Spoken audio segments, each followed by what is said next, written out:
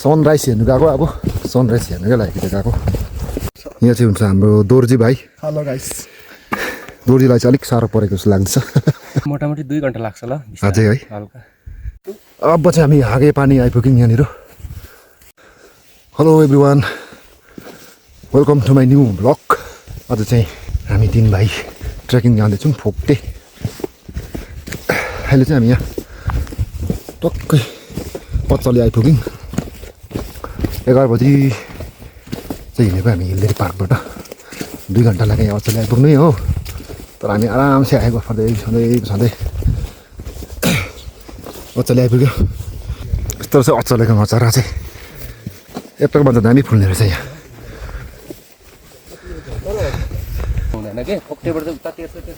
यसपालि चाहिँ यहाँ चाहिँ दामी फुल्ने रहेछ गुराँस। अब चाहिँ हामी अचलेदेखि लाग्यौँ। यहाँदेखि अब ठुलो जात निस्किन्छ। ठुलो जातदेखि अझै हामी कालीझार बसाइ हुन्छ। खास चाहिँ सनराइज हेर्नु गएको। अब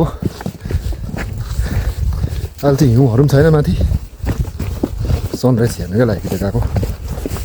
अब चाहिँ हामी हागे पानी आइपुग्यौँ यहाँनिर टक्कै। यहाँ चाहिँ हुन्छ हाम्रो लाक्पा दाजु सिनियर ट्रेकिङको।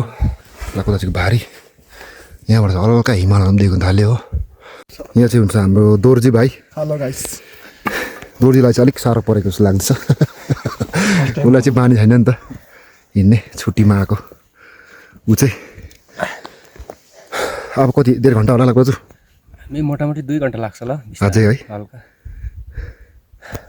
अझै हामीलाई 2 घन्टा लाग्छ होला कालीझार पुग्नु।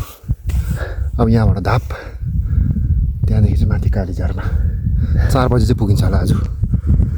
फोक्टे जाँदा चाहिँ यस्तो ओह्रालो बाटो पनि हिँडे हुन्छ हो। हिँड्नु चाहिँ यहाँ अलिकति चाहिँ अब ओह्रालो हिँडे हुन्छ।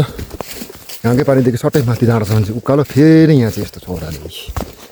ठुलो धाप पुग्नु आँट्यौँ। ठुलो धापसम्म चाहिँ अलिकति ओह्रालो हिँड्नुपर्छ। बाटो चाहिँ तपाईँको यस्तो छ है, एकदम सुक्खा छ अहिले चाहिँ, मजाको दिन पनि।